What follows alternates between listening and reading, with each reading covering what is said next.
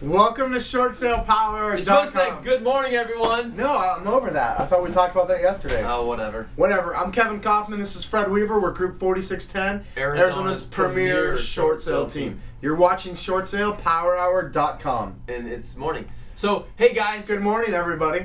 Today is a little episode that we like to call Forgettable Friday. Or Unforgettable Friday. Whichever one you prefer. Yeah, so this one actually is not a bad scenario. This actually is I want to just spend time just talking around a deal. Yeah. And in it, hopefully you'll hear some of our mindset. Well, there's going to be a lot of solutions that came up here because we get a lot of questions centered around transactions similar to this one. Yep. Okay, so we had a short sale, 2 lenders, first service. Let me say it this way: if you don't get all this, you're just gonna have to watch more videos because I'm not gonna go into all the details around explaining myself. First servicer was MetLife. Right. Second servicer was Greentree. Greentree was also the investor on the second loan and owed about $160,000. About $160,000. MetLife was the servicer. Freddie Mac was the investor of the first loan. I have no idea what they were owed. They were owed $450 something, if I remember correctly. Okay, so we had a situation where the offer actually happened to come in about 5% or more above what the BPO was. Slightly, it was definitely above the BPO. Okay. Because it was significant. So, I mean, that's always great when that happens. Yeah. But we have this little situation called first servicer, MetLife, was submitting the file to Freddie Mac, and Freddie Mac was apparently telling them that they're not going to pay any more than $3,000 to the second lender. Let's just be really clear here. They approved the short sale with $3,000 because that's the Freddie Mac guideline, and we all know that. Sure. $3,000 going to Greentree, the second lender. Yeah. Now, take into consideration, Greentree's they're a tough cookie to crack. Like, just to deal with, they're tough. They're a bunch of tough cookies. And wow. And they were owed $160,000. $160,000. And Freddie Mac was offering them $3,000 looked like chump change to them. You know, I gotta say, for me personally, even in that position, I probably would have said no. If I was Greentree in that situation. Wow. Well, good thing you're not Greentree. Right. So $3,000 was offered to them. Now, guys, what are we gonna do? They clearly Greentree wants $15,000. So we worked and we escalated and blah blah blah Greentree, but the bottom line is, if any of you have ever dealt with Greentree, they don't like to give very much. They just like to take.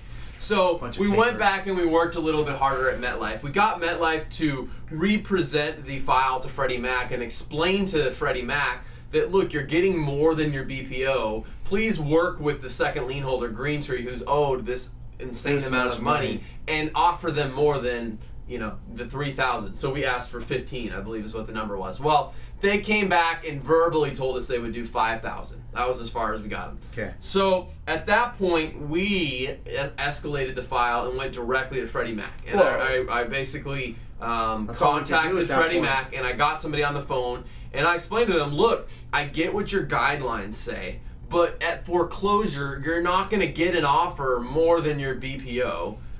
First of all, you're going to incur costs, and you guys don't want to own real estate. And second of all, the government's trying to shut you down and shut down all the GSCs. And I didn't tell them all that. But anyway, so the file went and was reviewed a little bit further. And after working with Freddie Mac over and over, finally they came back and they approved $10,000 to go over to Greentree. So even though we're all told, and as agents out there, we generally believe that like $3,000 is the most that Freddie Mac or Fannie Mae will give to a second lender.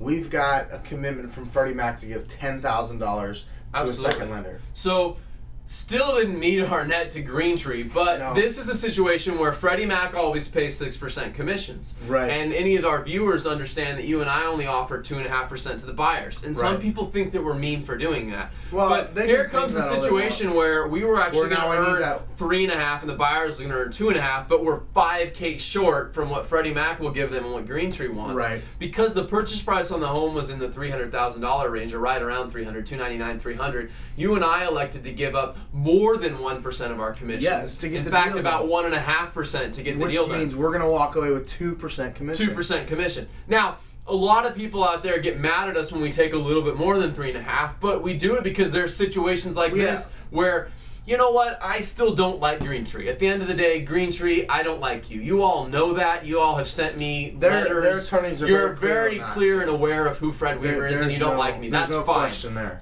But I don't like your practices because I don't think you care about anybody. You only care about money. And Kevin would even agree with me. No, absolutely. They only care about money. In fact, they've self-proclaimed themselves as hard asses. They've actually literally told us that. I've had that conversation with them. That's an exact quote. Yeah. I'm not just making stuff up. That's an exact quote I've heard from senior management there. So anyway, the whole story here is we made a deal work, guys. And I mean, I know this is Forgettable Friday, but we're really bringing it up. We're not really punching on the lenders. We're just sharing with you a solution. Yesterday we talked a lot about how logic doesn't work. Logic's out the window. Because logic to me actually, and I didn't share the exact numbers with you guys, but if I was Freddie Mac, I would have just given him 15. But I gave up trying. I mean, there comes a certain point in time when you've escalated at Freddie Mac over and over that it's just time to find a solution. And so it's what you and I did. Now, in every situation, am I going to do that? No, but it made sense to get Freddie to give him 10. That's way up from the 3 they offered. To get an extra 5 from commissions and just make the deal work. And in the end, guys, it's all about the solution. So I wrapped this whole conversation up by saying it's not about what we did. Please don't hear that. We share the details with you so you can get a context around finding a solution. Because I promise you, there's a short sale file you have where you may need to push on Freddie Mac to give more than $3,000 to the second.